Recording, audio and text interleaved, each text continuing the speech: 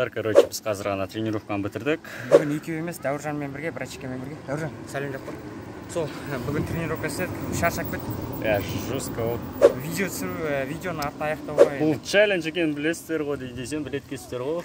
Сіздер бізбен бірге қабылдадық, анау-мынау деп комментария жазған жоқсыздар. Егер қабылдайтын болсаңыздар, әлі кеш емес, астына жазыңыздар, мен қабылдаймын, сосын хэштегті қоюды ұмытпаңыздар, SN отжимания 30 күн. Енді азым қалды. Осы достар. Рекорд жасауға кездескенше. Рекорд жасаған кезде кездесетін боламыз, онда болса бау, пи, бау, пи, бау.